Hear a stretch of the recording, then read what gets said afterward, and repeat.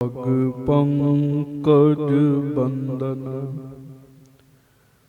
ਪਗ ਪੰਕਜ ਬੰਦਨ, ਸਿਮਰੋ ਅੰਗਦ ਦੋਖ ਨਿਕੰਦਨ।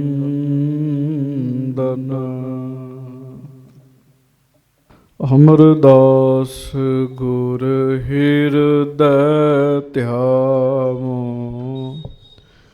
ਹਿਰਦੈ ਧਿਆਵੋ। ਸ਼੍ਰੀ ਗੁਰੂ ਰਾਮਦਾਸ ਗੁਣ ਗਾਵੋ, ਸ੍ਰੀ ਅਰਜਨ ਬਿਘਨਨ ਕੇ ਨਾਸਕ, ਬਿਘਨਨ ਕੇ ਨਾਸਕ। ਸ਼੍ਰੀ ਹਰਗੋਬਿੰਦ ਸ਼ੋਭ ਸੁਮਤ ਪ੍ਰਕਾਸ਼ਕ, ਸ੍ਰੀ ਹਰਿ ਰਾਏ ਨਮੋ ਕਰ ਜੋਰੀ, ਨਮੋ ਕਰ ਜੋਰੀ। ਗੁਰੂ ਹਰਿ ਕ੍ਰਿਸ਼ਨ ਮਨਾਏ ਬਹੋਰੀ,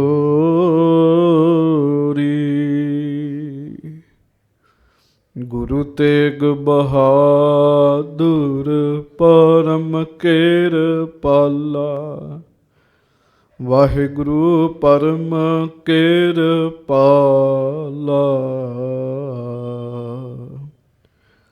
ਸ਼੍ਰੀ ਗੁਰੂ ਗੋਬਿੰਦ ਸਿੰਘ ਬਿਸਾਲਾ,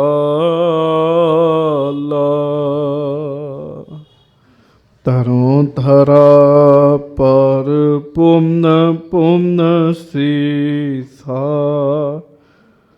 ਪੁੰਨ ਪੁੰਨ ਸੀਸਾ।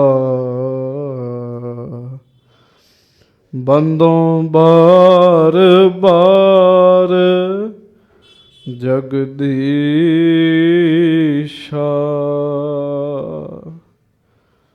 ਜਿਸ ਮਹਿ ਅੰਮ੍ਰਿਤ ਗਿਆਨ ਹੈ, ਮਾਣਕ ਭਗਤ ਬੈਰਾਗ। ਸ਼੍ਰੀ ਗੁਰੂ ਗ੍ਰੰਥ ਸਾਹਿਬ ਉਦਦ, ਬੰਦੋਂ ਕਰ ਅਨੁਰਾਗ।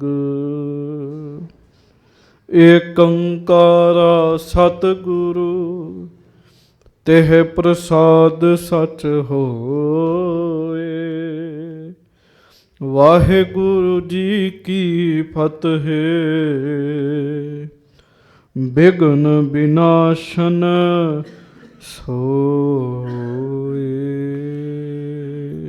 ਸਤਨਾਮ ਸ੍ਰੀ ਵਾਹਿਗੁਰੂ ਸਾਹਿਬ ਜੀ। ਚੌਪਈ। ਦਿਵਸ ਬਸੋਏ ਕੋ ਤਬ ਆਇਓ, ਪ੍ਰਭੂ ਵਹਿਰ ਦੀਵਾਨ ਲਗਾਇਓ। ਬਹੁ ਸੁੰਦਰ ਬਹੁ ਬਿਧ ਫਰਸ਼ ਕਰਾਇਓ, ਗਿਲਮ ਗਲੀਚੇ ਬਹੁਤ ਡਸਾਇਓ। ਦਿਵਸ ਬਸੋਏ ਕੋ ਤਬ ਆਇਓ। ਗਰੀਬ ਨਵਾਜ ਸੱਚੇ ਪਾਤਸ਼ਾਹ ਦੀਨ ਦੁਨੀਆ ਦੇ ਮਾਲਕ, ਚਵਰ ਛਤਰ ਤਖਤ ਦੇ ਮਾਲਕ, ਸਮਰੱਥ ਗੁਰੂ ਪ੍ਰਤੱਖ ਗੁਰੂ, ਦੀਨ ਦਿਆਲ ਕਿਰਪਾਲ ਮਿਹਰਬਾਨ, ਸਦਾ ਹੀ ਦਿਆਲੂ, ਸਦਾ ਹੀ ਕਿਰਪਾਲੂ, ਸਦਾ ਹੀ ਮਿਹਰਬਾਨ, ਸਦਾ ਹੀ ਬਖਸ਼ਿੰਦ। ਦਾਸਾਂ ਗਰੀਬਾਂ ਸਿੱਖਾਂ ਸੇਵਕਾਂ ਆਪਣਿਆਂ ਪਿਆਰਿਆਂ ਦੀ ਸਦਾ ਹੀ ਇੱਜ਼ਤ ਪੱਤ ਰੱਖਣ ਵਾਲੇ, ਦਇਆ ਕਰਨ ਵਾਲੇ, ਰਹਿਮਤਾਂ ਕਰਨ ਵਾਲੇ, ਬਖਸ਼ਿਸ਼ਾਂ ਕਰਨ ਵਾਲੇ, ਧੰਨ ਧੰਨ ਸੱਚੇ ਪਾਤਸ਼ਾਹ ਗਰੀਬ ਨਵਾਜ ਸਤਿਗੁਰੂ ਜੀ। ਧੰਨ ਧੰਨ ਸ਼੍ਰੀ ਗੁਰੂ ਗ੍ਰੰਥ ਸਾਹਿਬ ਜੀ ਮਹਾਰਾਜ। ਧੰਨ ਧੰਨ ਸ਼੍ਰੀ ਗੁਰੂ ਗ੍ਰੰਥ ਸਾਹਿਬ ਜੀ ਮਹਾਰਾਜ। ਸੱਚੇ ਪਾਤਸ਼ਾਹ ਜੀ ਦੀ ਪਾਵਨ ਪਵਿੱਤਰ ਹਾਜ਼ਰੀ ਦੇ ਵਿੱਚ ਸੁਭਾਏਮਾਨ ਸਤਿਗੁਰੂ ਜੀ ਦੀ ਪਿਆਰੀ ਸਾਜੀ ਨਵਾਜੀ ਗੁਰੂ ਰੂਪ ਗੁਰੂ ਸਵਾਰੀ ਗੁਰੂ ਪਿਆਰੀ ਸੰਗਤ ਜੀਓ, ਸਤਿਗੁਰੂ ਜੀ ਨੇ ਆਪਾਂ ਸਾਰਿਆਂ ਉੱਤੇ ਕਿਰਪਾ ਕੀਤੀ ਹੈ। ਆਪਾਂ ਨੂੰ ਆਪਣੀ ਹਾਜ਼ਰੀ ਵਿੱਚ ਬੈਠਣ ਦਾ ਮੌਕਾ ਬਖਸ਼ਿਸ਼ ਕੀਤਾ ਹੈ। ਗੁਰਬਾਣੀ ਦਾ ਕੀਰਤਨ ਆਪ ਜੀ ਨੇ ਸਰਵਣ ਕੀਤਾ। ਆਓ ਹੁਣ ਬੜੇ ਪਿਆਰ ਨਾਲ ਸਤਿਗੁਰੂ ਜੀ ਦੇ ਇਤਿਹਾਸ ਦੀ ਕਥਾ ਨੂੰ ਸਰਵਣ ਕਰੀਏ। ਸਭ ਸੰਗਤ ਦੋਵੇਂ ਹੱਥ ਜੋੜੋ, ਗੱਜ ਕੇ ਆਖੋ ਜੀ ਸਤਿਨਾਮ ਸ੍ਰੀ ਵਾਹਿਗੁਰੂ ਸਾਹਿਬ ਜੀ। ਧੰਨ ਧੰਨ ਸ੍ਰੀ ਗੁਰੂ ਗੋਬਿੰਦ ਸਿੰਘ ਸਾਹਿਬ ਜੀ ਮਹਾਰਾਜ ਸੱਚੇ ਪਾਤਸ਼ਾਹ ਦੀਨ ਦੁਨੀਆ ਨੂੰ ਤਾਰ ਰਹੇ ਹਨ।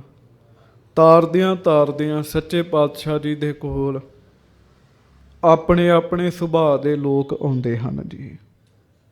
ਚੇਤਾ ਰੱਖਿਓ, ਉਸ ਸਮੇਂ ਤੋਂ ਲੈ ਕੇ ਹੁਣ ਤੱਕ ਦੀ ਜੇ ਗੱਲ ਕਰੀਏ ਤੇ ਸੁਭਾਅ ਵਿਰਲਿਆਂ ਦੇ ਹੀ ਵਧੀਆ ਹੋਏ ਨੇ।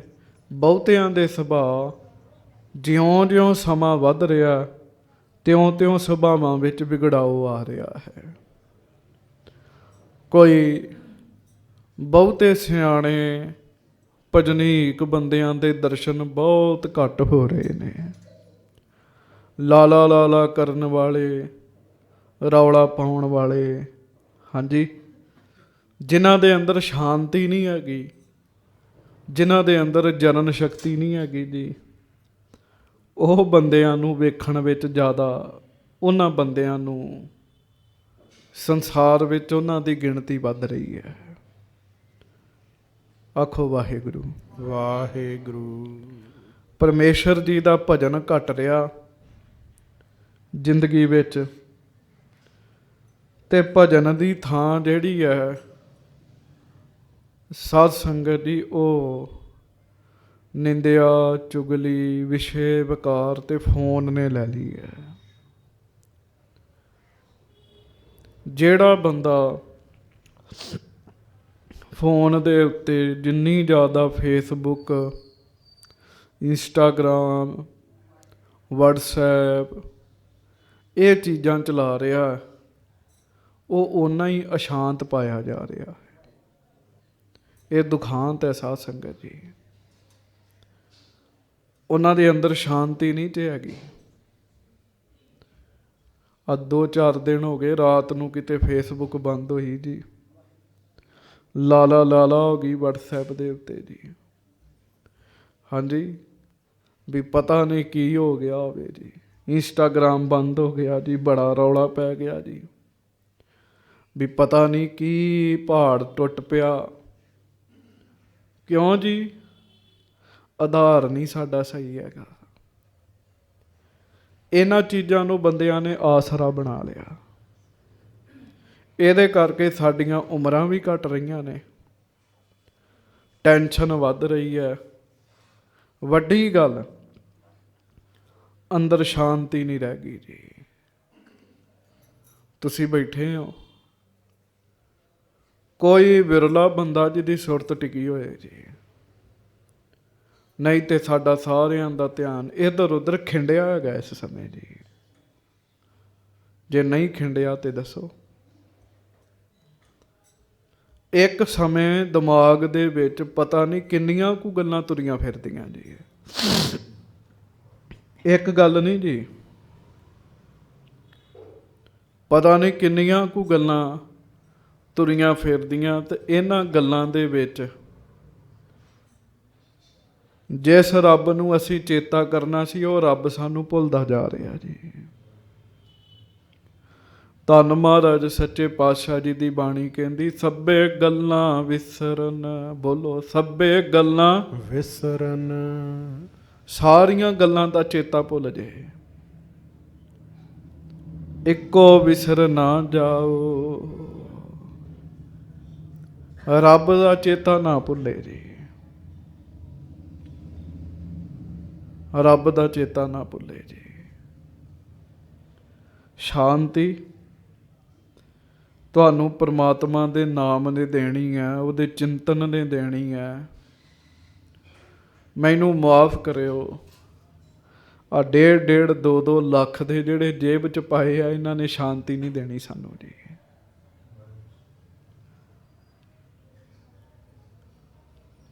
ਸੋ ਕਰਨੀ ਤੇ ਮਹਾਰਾਜ ਦੀ ਕਥਾ ਸੀ ਤੇ ਵਿਸ਼ਾ ਇਸ ਬੰਨੇ ਘੁੰਮ ਗਿਆ, ਮੈਨੂੰ ਆਪ ਨਹੀਂ ਪਤਾ ਲੱਗਾ ਜੀ। ਗੱਲ ਕੀ ਹੈ, ਜਿੱਥੋਂ ਗੱਲ ਆਰੰਭ ਹੋਈ ਸੀਗੀ ਉਹ ਇਹ ਗੱਲ ਹੈ ਵੀ ਵੱਡਾ ਪਰਮੇਸ਼ਰ ਦਾ ਨਾਮ ਹੈ। ਮਹਾਰਾਜ ਨੇ ਇਹੋ ਦੱਸਣਾ ਵੀ ਬਾਕੀ ਕਰਮ ਜਿਹੜੇ ਆ ਨਾ ਜੀ, ਉਹ ਔਰੀ ਨੇ, ਹੋਰ ਨੇ। ਵੱਡਾ ਵਾਹਿਗੁਰੂ ਦਾ ਨਾਮ ਹੈ। ਸਤਿਗੁਰੂ ਜੀ ਦੀ ਬਾਣੀ ਵਿੱਚ ਇੱਕ ਸ਼ਬਦ ਹੈ ਜੀ, ਉਹਦੇ ਵਿੱਚ ਮਹਾਰਾਜ ਨੇ ਬੜਿਆਂ ਦਾ ਜ਼ਿਕਰ ਕੀਤਾ ਜੀ, ਬਹੁਤਿਆਂ ਦਾ ਜ਼ਿਕਰ ਕੀਤਾ। ਉਹ ਸ਼ਬਦ ਸੱਚੇ ਪਾਤਸ਼ਾਹ ਜੀ ਦੀ ਬਾਣੀ ਦਾ, ਅਜੈ ਸੋ ਰੋਵੈ ਭੀਖਿਆ ਖਾਏ, ਐਸੀ ਦਰਗਹ ਮਿਲੈ ਸਜਾਏ। ਜਿੰਨੇ ਮਰਜ਼ੀ ਕੰਮ ਕਰ ਲਈਏ, ਮੁੱਖ ਵਾਹਿਗੁਰੂ ਦਾ ਨਾਮ ਹੈ। ਨਾਮ ਤੋਂ ਬਗੈਰ ਸਾਡੀ ਤੁਹਾਡੀ ਕਿਸੇ ਦੀ ਵੀ ਕਲਿਆਣ ਨਹੀਂ ਹੋਣੀ ਜੀ, ਕਲਿਆਣ ਨਹੀਂ ਹੋਣੀ ਜੀ। ਕਲਿਆਣ ਕਹਿੰਦੇ ਭਲੇ ਨੂੰ, ਰੂਹ ਦਾ ਭਲਾ ਨਹੀਂ ਹੋਣਾ ਜੀ। ਸੱਚੇ ਪਾਤਸ਼ਾਹ ਗਰੀਬ ਨਵਾਜ ਸਤਿਗੁਰੂ, ਕੋਈ ਨਹੀਂ ਮੈਂ ਕਰ, ਮਹਾਰਾਜ ਗਰੀਬ ਨਵਾਜ ਸਤਿਗੁਰੂ ਜੀ ਕਿਰਪਾ ਕਰਦੇ ਆ। ਬੜੇ ਬੜੇ ਉੱਚ ਕੋਟੀ ਦੇ ਬੰਦਿਆਂ ਦਾ ਮਹਾਰਾਜ ਨੇ ਜ਼ਿਕਰ ਕੀਤਾ ਜੀ। ਸਹੰਸਰ ਦਾਨ ਦੇ ਇੰਦਰ ਰੋਆਇਆ। ਇੰਦਰ ਰਾਜਾ ਬੜਾ ਵੱਡਾ ਮੰਨਿਆ ਪਰਮੰਨਿਆ ਦੇਵਤਿਆਂ ਦਾ ਰਾਜਾ ਜੀ, ਆਮ ਬੰਦਿਆਂ ਦਾ ਰਾਜਾ ਨਹੀਂ ਜੀ। ਇੰਦਰ ਨੂੰ ਦੇਵਤਿਆਂ ਦਾ ਰਾਜਾ ਮੰਨਦੇ ਆ। ਗੁਰੂ ਨਾਨਕ ਦੇਵ ਮਹਾਰਾਜ ਨੇ ਰਾਜੇ ਇੰਦਰ ਦਾ ਜ਼ਿਕਰ ਕੀਤਾ, ਪਰਸ਼ੁਰਾਮ ਦਾ ਜ਼ਿਕਰ ਕੀਤਾ, ਪਰਸ਼ੁਰਾਮ ਦਾ ਜੀ।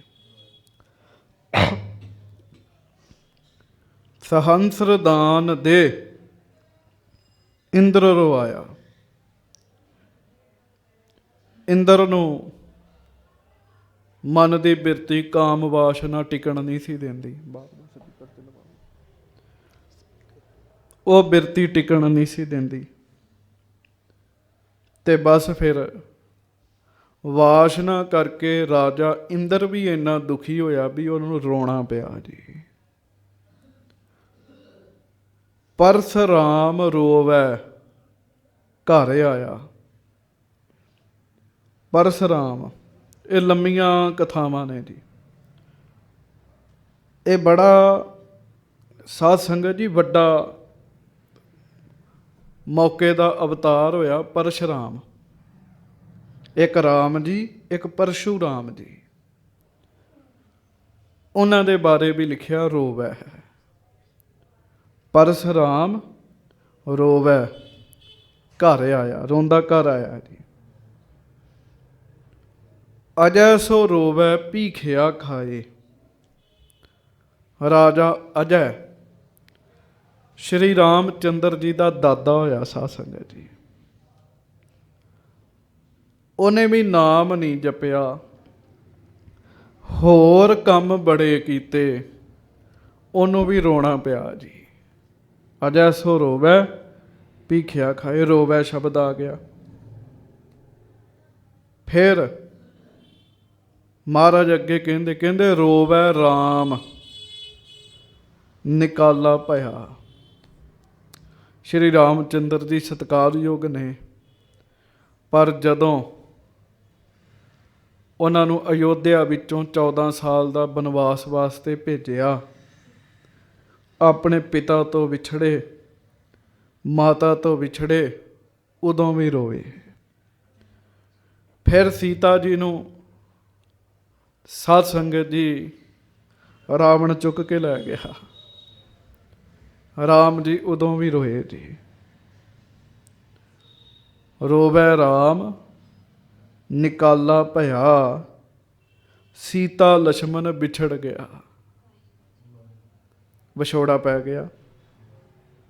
ਤੁਸੀਂ ਸਿਆਣੇ ਬੈਠੇ ਹੋ। ਰਮਾਇਣ ਤੇ ਵੇਖੀ ਜੀ ਸਾਰਿਆਂ ਨੇ, ਬੜੀ ਪ੍ਰਚਲਿਤ ਹੋਈ ਹੈ। ਸੀਤਾ ਜੀ ਨੇ ਦੁੱਖ ਭੋਗਣਾ ਪਿਆ, ਲੰਕਾ ਵਿੱਚ ਜਾਣਾ ਪਿਆ। ਪਤਾ ਕਿਉਂ ਜੀ? ਸੀਤਾ ਜੀ ਵੀ ਰੋਏ ਜੀ। ਕਿਉਂ ਜੀ? ਕਿਉਂਕਿ ਸਾਧ ਸੰਗਤ ਜੀ, ਉਹਨਾਂ ਨੇ ਰਾਮ ਜੀ ਦੀ ਖਿੱਚੀ ਹੋਈ ਲਕੀਰ, ਵਾਹਿਗੁਰੂ ਲਛਮਣ ਜੀ ਦੀ ਖਿੱਚੀ ਹੋਈ ਲਕੀਰ, ਜਿਹਨੂੰ ਲਛਮਣ ਰੇਖਾ ਕਹਿੰਦੇ ਲੋਕ, ਉਹ ਪਾਰ ਕਰ ਲਈ ਜੀ। ਪਾਰ ਕਰ ਲਈ। ਕਹਿੰਦੇ ਲੀਕ ਦੇ ਅੰਦਰ ਰਾਵਣ ਨਹੀਂ ਸੀ ਆ ਸਕਦਾ। ਗੁਰਮੁਖੋ, ਸਾਨੂੰ ਗੁਰੂ ਸਾਹਿਬ ਨੇ ਵੀ ਸਾਡੇ ਲਈ ਵੀ ਇੱਕ ਲੀਕ ਖਿੱਚੀ ਹੈ। ਜਦੋਂ ਤੇ ਆਪਾਂ ਉਸ ਲੀਕ ਦੇ ਅੰਦਰ ਰਹਿੰਦੇ ਆ, ਫਿਰ ਤੇ ਰਾਵਣ ਨੀਚੇ ਆਉਂਦਾ, ਵਕਾਰ ਨੀਚੇ ਆਉਂਦੇ। ਜਦੋਂ ਅਸੀਂ ਲੀਕ ਤੋਂ ਬਾਹਰ ਆ ਜਾਂਦੇ ਆ, ਫਿਰ ਰਾਵਣ ਵੀ ਆ ਜਾਂਦਾ, ਵਕਾਰ ਵੀ ਆ ਜਾਂਦੇ। ਇੰਨੇ ਵੱਡਿਆਂ ਨੂੰ ਰੋਣਾ ਪਿਆ ਜੀ। ਰੋਵੈ ਰਾਮ ਨਿਕਾਲਾ ਭਇਆ, ਸੀਤਾ ਲਛਮਣ ਵਿਛੜ ਗਿਆ। ਰੋਵੈ ਦਹ ਸਿਰ ਲੰਕ ਗਵਾਏ। ਰਾਵਣ ਨੂੰ ਵੀ ਰੋਣਾ ਪਿਆ ਜੀ। ਰਾਵਣ ਵੀ ਰੋਇਆ ਜੀ। ਕਿਉਂ? 10 ਸਿਰਾਂ ਵਾਲਾ ਰਾਵਣ, ਉਹਦੀ ਲੰਕਾ ਸੜ ਗਈ ਜੀ ਸਾਰੀ ਜੀ। ਲੰਕਾ ਸੋਨੇ ਦੀ ਬਣਾਈ, ਪਰ ਕੱਖ ਨਾਲ ਨਹੀਂ ਜਾਣਾ ਸੀ। ਜਿਨ ਸੀਤਾ ਆਂਦੀ ਡੌਰੂ ਵਾਏ। ਕਹਿੰਦੇ ਕਿੱਦਾਂ ਸੀਤਾ ਲੈ ਕੇ ਆਇਆ ਸੀ ਧੱਕੇ ਨਾਲ ਸੀਤਾ ਜੀ ਨੂੰ। ਉਹ ਰਾਵਣ ਵੀ ਰੋਇਆ ਜੀ। ਇਹ ਸਿਖਰ ਦੇ ਬੰਦਿਆਂ ਦੀ ਗੱਲ 'ਚ ਜਿਨ੍ਹਾਂ ਦੀ ਉਦਾਹਰਣ ਦਿੱਤੀ ਜਾਂਦੀ, ਜਿਹੜੇ ਮਸ਼ਹੂਰ ਨੇ ਜੀ। ਰੋਵਹਿ ਪਾਂਡਵ ਭਏ ਮਜੂਰ। ਪਾਂਡਵ ਵੀ,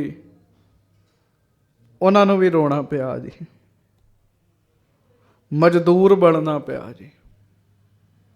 ਜਿਨ ਕੈ ਸੁਆਮੀ ਰਹਿਤ ਹਦੂਰ। ਕ੍ਰਿਸ਼ਨ ਜੀ ਉਹਨਾਂ ਦਾ ਪੱਖ ਕਰਦੇ ਹੁੰਦੇ ਸੀਗੇ, ਪਰ ਉਹਨਾਂ ਨੂੰ ਵੀ ਰੋਣਾ ਪਿਆ ਜੀ। ਰੋਵੈ ਜਨਮੇਜਾ ਖੋਏ ਗਿਆ। ਆਖੋ ਵਾਹਿਗੁਰੂ ਵਾਹਿਗੁਰੂ। 18 ਬ੍ਰਾਹਮਣਾਂ ਨੂੰ ਜਾਨੋਂ ਮਾਰ ਬੈਠਾ।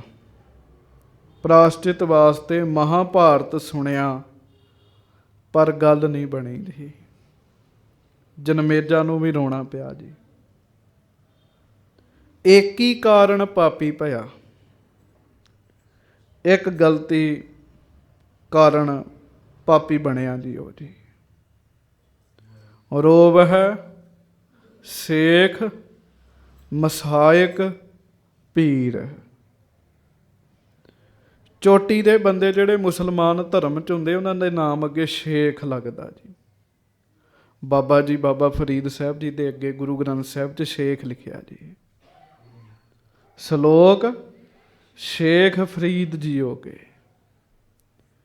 ਸ਼ੇਖ ਫਰੀਦਾ ਖੈਰ ਦੀਜੈ ਬੰਦਗੀ। ਜਿਵੇਂ ਆਪਾਂ ਕਿਸੇ ਨੂੰ ਸੰਤ ਕਹਿ ਲੈਂਦੇ ਆ, ਮਹਾਂਪੁਰਖ ਕਹਿੰਦੇ ਆ, ਸਾਧੂ ਕਹਿੰਦੇ ਆ, ਬ੍ਰਹਮ ਗਿਆਨੀ ਕਹਿੰਦੇ ਆ। ਸ਼ੇਖ, ਬੜੇ ਬੜੇ ਸ਼ੇਖ ਲੋਕ, ਜਦੋਂ ਉਹ ਨਾਮ ਤੋਂ ਖੁੰਝੇ, ਉਹਨਾਂ ਨੂੰ ਰੋਣਾ ਪੈ ਗਿਆ ਜੀ। ਰੋਵਹਿ ਸੇਖ ਮਸਾਇਕ ਪੀਰ। ਮਸਾਇਕ ਜਿਹੜਾ, ਇਹ ਸ਼ੇਖ ਸ਼ਬਦ ਦਾ ਬਹੁ ਵਚਨ ਹੈ ਜੀ। ਬੜੇ ਬੜੇ ਪੀਰ, ਉਹ ਵੀ ਨਾਮ ਤੋਂ ਭੁੱਲੇ ਤੇ ਰੋਣਾ ਪੈ ਗਿਆ ਜੀ। ਅੰਤ ਕਾਲ ਮਤ ਲਾਗੈ ਭੀੜ। ਪਰ ਪੀਰਾਂ ਦੇ ਰੋਣ ਵਿੱਚ, ਰੱਬ ਦੇ ਪੀਰਾਂ ਦੇ ਰੋਣ ਵਿੱਚ ਤੇ ਦੁਨੀਆਦਾਰੀ ਦੇ ਰੋਣਾ 'ਚ ਫਰਕ ਹੈਗਾ ਜੀ।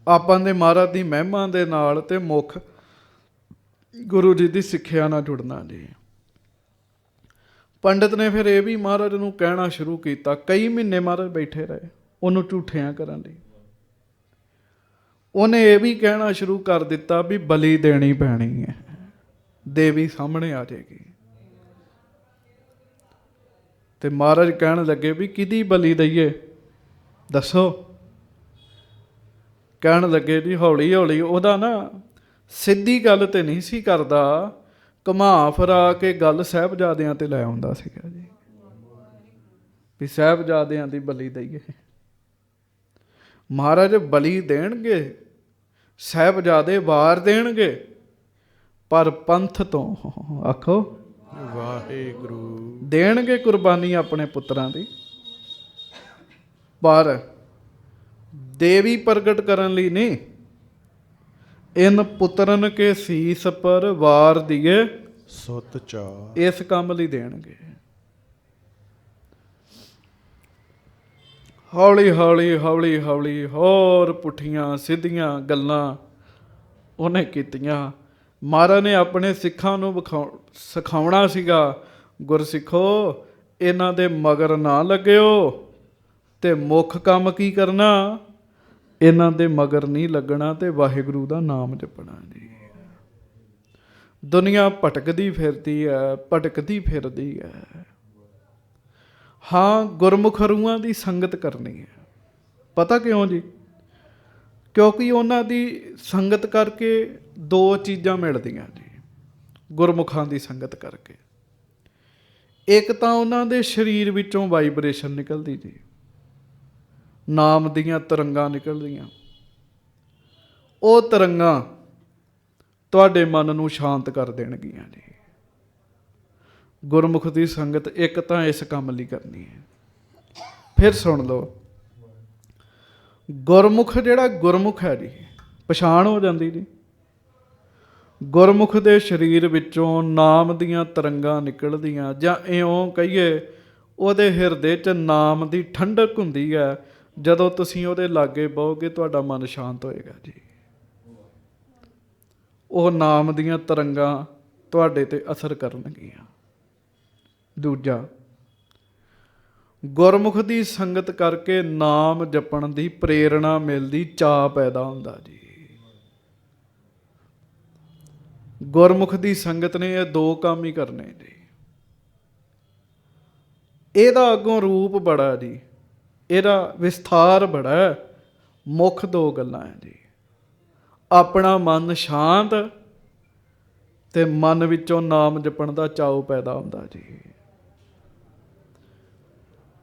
ਮਹਾਰਾਜ ਨੇ ਸਾਨੂੰ ਸਿੱਖਿਆ ਦੇਣੀ ਸੀ ਵੀ ਇਹਨਾਂ ਲੋਕਾਂ ਦੇ ਮਗਰ ਨਾ ਚੱਲਿਓ। ਕਲਯੁਗ ਦਾ ਸਮਾਂ, ਉਮਰ ਬੜੀ ਥੋੜ੍ਹੀ ਹੈ, ਇਸ ਕੰਮ ਵਿੱਚ ਪੈ ਕੇ ਜ਼ਿੰਦਗੀ ਖਰਾਬ ਹੁੰਦੀ ਹੈ, ਜ਼ਿੰਦਗੀ ਖਰਾਬ ਹੁੰਦੀ ਹੈ। ਦੇਵੀ ਪ੍ਰਗਟ ਨਹੀਂ ਹੋਈ ਜੀ ਤੇ ਪੰਡਤ ਹੋਣੀ ਕੇਸ਼ਵ ਦਾਸ ਮਹਾਰਾਜ ਕੋਲ ਛੁੱਟੀ ਮੰਗੇ ਵੀ ਹੁਣ ਮੈਨੂੰ ਛੁੱਟੀ ਦੇ ਦਿਓ। ਮਹਾਰਾਜ ਕਹਿੰਦੇ ਇੰਝ ਨਹੀਂ, ਉੱਠ ਕਰ ਪ੍ਰਗਟ। ਤੂੰ ਕਿਹਾ ਸੀ, ਚੇਤਾ ਰੱਖਿਓ ਇੰਨੇ ਦਿਨ ਮਹਾਰਾਜ ਉਹਦੇ ਕੋਲ ਬੈਠੇ ਆ ਸਾਨੂੰ ਸਿੱਖਿਆ ਦੇਣ ਵਾਸਤੇ। ਗੁਰਸਿੱਖੋ ਇਹਨਾਂ ਚੱਕਰਾਂ 'ਚ ਨਾ ਪੈ ਜਿਓ। ਤੇ ਫਿਰ ਅਖੀਰ ਤੇ ਜਿੰਨੀ ਉਹਨੇ ਸਮੱਗਰੀ ਮੰਗਾਈ ਸੀ ਨਾ ਜੀ, ਜਿੰਨੀ ਸਮੱਗਰੀ ਮੰਗਾਈ ਸੀ, ਮਹਾਰਾਜ ਨੇ ਗੁਰਸਿੱਖਾਂ ਨੂੰ ਕਹਿ ਕੇ ਸਾਰੀ ਹਵਨ ਕੁੰਡ ਦੇ ਵਿੱਚ ਪਾ ਦਿੱਤੀ ਜੀ। ਉਹ ਭੱਜ ਗਿਆ ਜੀ ਕੇਸ਼ਵ ਦਾਸ। ਸਾਰੀ ਜਦੋਂ ਹਵਨ ਕੁੰਡ ਦੇ ਵਿੱਚ ਪਾ ਦਿੱਤੀ ਨਾ ਜੀ, ਬਹੁਤ ਜ਼ਿਆਦਾ ਅਸਮਾਨ ਤੱਕ ਲਾਟਾਂ ਗਈਆਂ ਜੀ। ਆਹੂਤੀ ਪਾਈਏ ਨਾ ਜਦੋਂ ਅੱਗ ਵਿੱਚ, ਸਮੱਗਰੀ ਪਾਈਏ ਤਾਂ ਬਹੁਤ ਮੱਚਦੀ ਹੈ ਜੀ। ਉਹ ਜਦੋਂ ਖੂਬ ਪਾਈ, ਅੱਗ ਦੀਆਂ ਲਾਟਾਂ ਖੂਬ ਉੱਚੀਆਂ ਗਈਆਂ। ਸਤਿਗੁਰਾਂ ਨੇ ਆਪਣੇ ਗਾਤਰਿਓਂ 3 ਫੁੱਟੀ ਤਲਵਾਰ ਕੱਢੀ ਜੀ, ਤੇ ਤਲਵਾਰ ਕੱਢ ਕੇ ਅੱਗ ਦੇ ਵਿੱਚ ਇਉਂ ਅੱਗੇ ਕਰਕੇ ਮਹਾਰਾਜ ਨੇ ਕਿਹਾ ਸੀ ਆਹ ਦੇਵੀ ਪ੍ਰਗਟ ਹੋਈ ਹੈ। ਬੋਲੇ ਸੋ ਨਿਹਾਲ। ਆ ਦੇਵੀ ਪ੍ਰਗਟ ਹੋਈ ਹੈ। ਭਗਵਤੀ ਪ੍ਰਥਮ ਭਗਵਤੀ ਸਿਮਰ ਕੈ ਗੁਰੂ ਨਾਨਕ ਲਈ ਤੇ ਆਏ। ਭਗਵਤੀ ਦੇ ਪ੍ਰਮਾਤਮਾ ਅਰਥ ਵੀ ਹੈ, ਭਗਵਤੀ ਦੇ ਅਰਥ ਤਲਵਾਰ ਵੀ ਹੈ। ਮਹਾਰਾਜ ਕਹਿੰਦੇ ਸਾਡੀ ਤਾਂ ਇਹੋ ਭਗਵਤੀ ਹੈ। ਸਾਰੇ ਸਿੱਖਾਂ ਨੂੰ ਕਿਹਾ ਵੀ ਦੇਵੀ ਹਰ ਇੱਕ ਕੋਲ ਹੀ ਹੈ। ਆ ਜਿਹੜੀ ਪਾਈ ਹੈ ਭਗਵਤੀ ਦੇਵੀ, ਦੇਵੀ ਕਹਿੰਦੇ ਕਿਹਨੂੰ ਹੈ? ਦੇਵ ਨਾਮ ਪ੍ਰਕਾਸ਼ ਦਾ ਹੈ, ਦੇਵ ਨਾਮ ਸ਼ਕਤੀ ਦਾ ਹੈ, ਤੇ ਦੇਵੀ ਦਾ ਅਰਥ ਕੀ ਹੈ? ਸ਼ਕਤੀ ਦੀ। ਸ਼ਕਤੀ ਹਰ ਇੱਕ ਕੋਲ ਹੈ। ਆ ਗਾਤਰੇ ਜਿਹੜੀ ਮਹਾਰਾਜ ਨੇ ਤਲਵਾਰ ਦਿੱਤੀ ਹੈ, ਸ਼ਕਤੀ ਹੈ। ਇਹ ਤਲਵਾਰ ਵੀ ਉਹਦੇ ਕੋਲ ਹੀ ਸੋਭਦੀ ਹੈ ਜਿਹੜਾ ਵਾਹਿਗੁਰੂ ਦੇ ਨਾਮ ਵਿੱਚ ਜੁੜਿਆ। ਨਹੀਂ ਤੇ ਤਲਵਾਰਾਂ ਤੇ ਬੜਿਆਂ ਨੇ ਫੜੀਆਂ ਪਰ ਜ਼ੁਲਮ ਹੀ ਕੀਤੇ ਦੁਨੀਆ ਉੱਤੇ ਜੀ। ਬੜੇ ਬੜੇ ਜ਼ੁਲਮ ਕੀਤੇ, ਬੜੇ ਬੜੇ ਲੋਕਾਂ ਨੂੰ ਤੰਗ ਕੀਤਾ ਜੀ ਉਹਨਾਂ ਨੇ। ਗੁਰੂ ਸਾਹਿਬ ਨੇ ਸ਼ਸਤਰ ਫੜਾਏ ਆਪਣੇ ਗੁਰਸਿੱਖਾਂ ਨੂੰ। ਮਹਾਰਾਜ ਕਹਿੰਦੇ ਇਹੋ ਜਿਹੀ ਪੀਰ ਹੈ। ਆਸ ਕਿਰਪਾਨ ਖੰਡੋ ਖੜਗ ਤੁਬਕ ਤਬਰ ਅਰ ਤੀਰ, ਸੈਫ ਸਰੋਹੀ ਸਹਿਥੀ ਜਹ ਹਮਾਰੇ ਪੀਰ। ਪੀਰ ਪੀਰ ਤੁਹੀਂ ਸੈਥੀ ਤੁਹੀਂ, ਤੁਹੀਂ ਤਬਰ ਤਲਵਾਰ, ਨਾਮ ਤਿਹਾਰੋ ਜੋ ਜਪੇ ਭਏ ਸਿੰਧ ਭਵ ਪਾਰ। ਤੁਹੀਂ ਨਿਸ਼ਾਨੀ ਜੀਤ ਕੀ, ਤਲਵਾਰ ਨੂੰ ਮਹਾਰਾਜ ਨੇ ਕਿਹਾ ਆਜ ਤੁਹੀਂ ਜਗ ਵੀਰ। ਸੋ ਗੁਰੂ ਸਾਹਿਬ ਨੇ ਇਹ ਦੇਵੀ ਪ੍ਰਗਟ ਕੀਤੀ ਜੀ। ਬ੍ਰਾਹਮਣ ਭੱਜ ਗਿਆ, ਕੇਸ਼ਵ ਦਾਸ ਭੱਜ ਗਿਆ, ਰੁੱਸਿਆ ਵੀ ਭੱਜਿਆ ਵੀ। ਇਹ ਸਾਰਾ ਕੁਝ ਗੁਰਮੁਖੋ ਗੁਰੂ ਸਾਹਿਬ ਨੇ ਸਾਡੇ ਵਾਸਤੇ ਕੀਤਾ ਜੀ। ਸੋ ਗੁਰੂ ਘਰ ਦੀ ਜਿਹੜੀ ਮੁੱਖ ਸਿੱਖਿਆ ਉਹ ਵਾਹਿਗੁਰੂ ਜੀ ਦਾ ਨਾਮ ਹੈ। ਵਾਹਿਗੁਰੂ ਜੀ ਦਾ ਨਾਮ ਹੈ। ਪ੍ਰਸੰਗ ਨੂੰ ਦਿਨ ਬੜੇ ਲੱਗਣੇ ਸੀ ਤੇ ਪ੍ਰਸੰਗ ਲੰਮਾ ਬੜਾ ਸੀ। ਗੱਲਾਂ ਰਿਪੀਟ ਹੁੰਦੀਆਂ ਸਨ ਬਾਰ-ਬਾਰ ਵੀ। ਉਹਨੇ ਫਿਰ ਆਹੁਤੀ ਪਾਉਣ ਨੂੰ ਕਿਹਾ, ਮਹਾਰਾਜ ਨੇ ਪਾਈ, ਸਤਿਗੁਰੂ ਜੀ ਬੈਠੇ ਰਹੇ। ਬਸ ਉਹ ਗੱਲਾਂ ਰਿਪੀਟ ਹੋ ਰਹੀਆਂ ਸਨ। ਇਸ ਕਰਕੇ ਮੈਂ ਦਾਸ ਨੇ ਆਪ ਜੀ ਨੂੰ ਸੰਖੇਪ ਰੂਪ ਵਿੱਚ ਬੇਨਤੀ ਕੀਤੀ ਹੈ। ਮਹਾਰਾਜ ਨੇ ਕਿਹਾ ਵੀ ਮੁੱਖ ਕਰਮ ਇਹ ਨਹੀਂ ਹੈਗਾ। ਉਹ ਪੰਡਿਤ ਆਪ ਤੇ ਗੁੰਮਰਾਹ ਹੁੰਦਾ ਹੀ ਸੀ, ਦੁਨੀਆ ਨੂੰ ਵੀ ਕਰਦਾ ਸੀ। ਕੇਸ਼ਵ ਦਾਸ ਆਪ ਤੇ ਗੁੰਮਰਾਹ ਹੁੰਦਾ ਸੀ, ਦੁਨੀਆ ਨੂੰ ਵੀ ਗੁੰਮਰਾਹ ਕਰਦਾ ਸੀ। ਹੁਣ ਇਸ ਕੰਮ ਵਿੱਚੋਂ ਮਹਾਰਾਜ ਨੇ ਨਵਾਂ ਕੰਮ ਕਰਨਾ ਹੈ।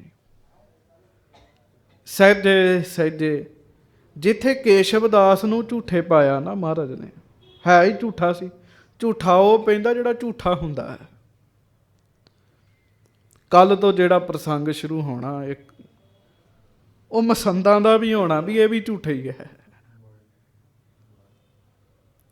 ਸੱਚਾ ਗੁਰਮੁਖ ਹੋਣਾ ਗੱਲ ਵੱਖਰੀ ਹੈ। ਮਸੰਦਾਂ ਦਾ ਵੀ ਪ੍ਰਸੰਗ ਆਉਣਾ ਹੈ। ਮਸੰਦ ਵੀ ਠੱਗੀ ਮਾਰ ਜਾਂਦੇ ਆ।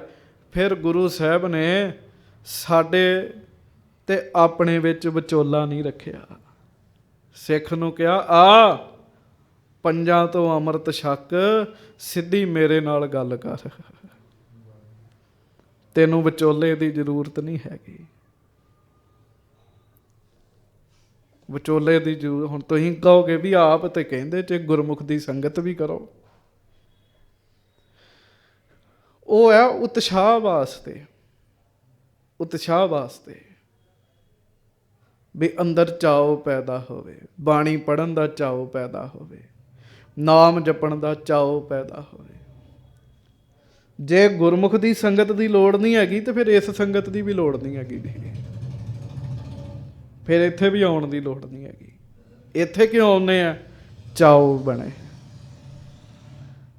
ਅੰਦਰ, ਵਾਹਿਗੁਰੂ ਵਾਹਿਗੁਰੂ ਵਾਹਿਗੁਰੂ ਬੋਲਣ ਦਾ ਚਾਅ ਪੈਦਾ ਹੋਵੇ।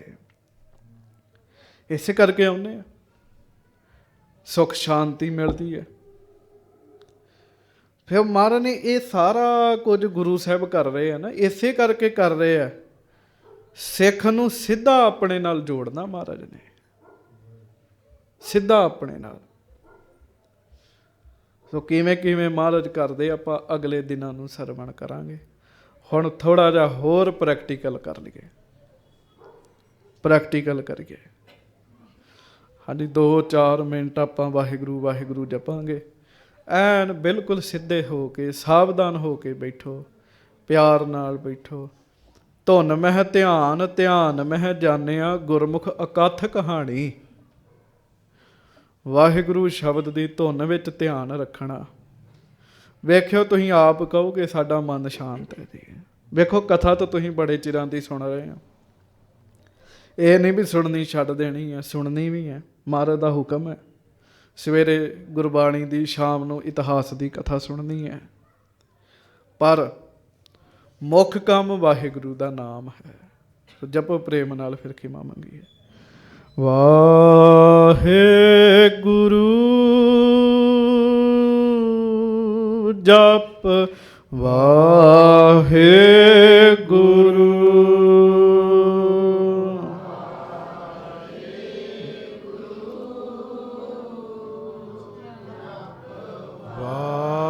ਵਾਹਿਗੁਰੂ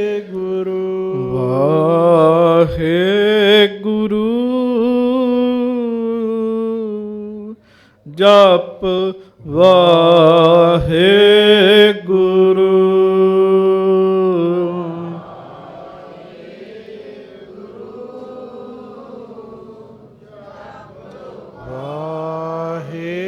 ਵਾਹਿਗੁਰੂ ਜਪ ਵਾਹਿਗੁਰੂ।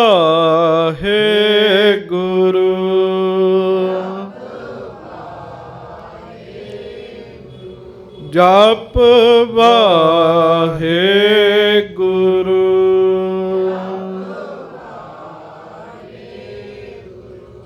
ਜਪ ਵਾਹਿਗੁਰੂ।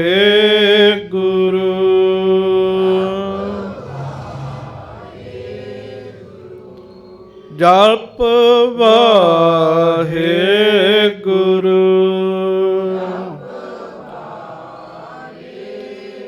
ਵਾਹਿਗੁਰੂ ਵਾਹਿਗੁਰੂ ਵਾਹਿਗੁਰੂ ਵਾਹਿਗੁਰੂ ਵਾਹਿਗੁਰੂ ਵਾਹਿਗੁਰੂ ਵਾਹਿਗੁਰੂ ਵਾਹਿਗੁਰੂ।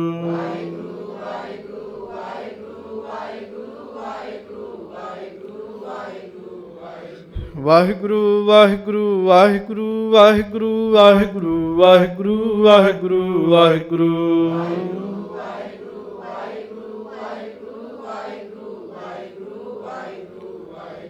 ਵਾਹਿਗੁਰੂ ਵਾਹਿਗੁਰੂ ਵਾਹਿਗੁਰੂ ਵਾਹਿਗੁਰੂ ਵਾਹਿਗੁਰੂ ਵਾਹਿਗੁਰੂ ਵਾਹਿਗੁਰੂ ਵਾਹਿਗੁਰੂ।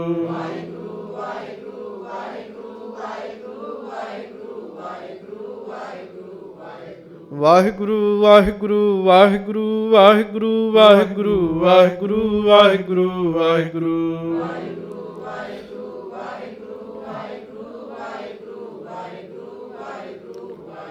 ਵਾਹਿਗੁਰੂ ਵਾਹਿਗੁਰੂ ਵਾਹਿਗੁਰੂ ਵਾਹਿਗੁਰੂ ਵਾਹਿਗੁਰੂ ਵਾਹਿਗੁਰੂ ਵਾਹਿਗੁਰੂ ਵਾਹਿਗੁਰੂ।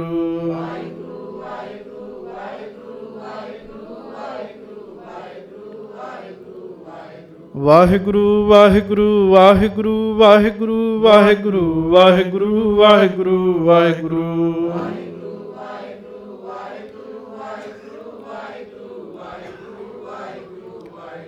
ਵਾਹਿਗੁਰੂ ਵਾਹਿਗੁਰੂ ਵਾਹਿਗੁਰੂ ਵਾਹਿਗੁਰੂ ਵਾਹਿਗੁਰੂ ਵਾਹਿਗੁਰੂ ਵਾਹਿਗੁਰੂ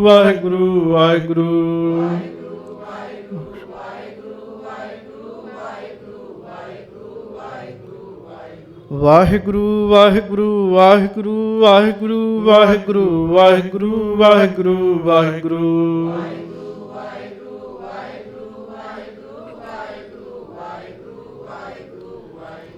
ਵਾਹਿਗੁਰੂ ਵਾਹਿਗੁਰੂ ਵਾਹਿਗੁਰੂ ਵਾਹਿਗੁਰੂ ਵਾਹਿਗੁਰੂ ਵਾਹਿਗੁਰੂ ਵਾਹਿਗੁਰੂ ਵਾਹਿਗੁਰੂ। ਵਾਹਿਗੁਰੂ ਵਾਹਿਗੁਰੂ ਵਾਹਿਗੁਰੂ ਵਾਹਿਗੁਰੂ ਵਾਹਿਗੁਰੂ ਵਾਹਿਗੁਰੂ ਵਾਹਿਗੁਰੂ ਵਾਹਿਗੁਰੂ।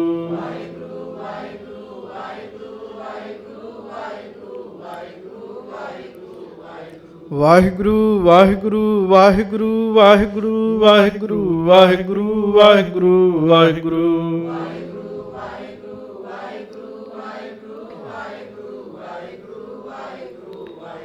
ਵਾਹਿਗੁਰੂ ਵਾਹਿਗੁਰੂ ਵਾਹਿਗੁਰੂ ਵਾਹਿਗੁਰੂ ਵਾਹਿਗੁਰੂ ਵਾਹਿਗੁਰੂ ਵਾਹਿਗੁਰੂ ਵਾਹਿਗੁਰੂ।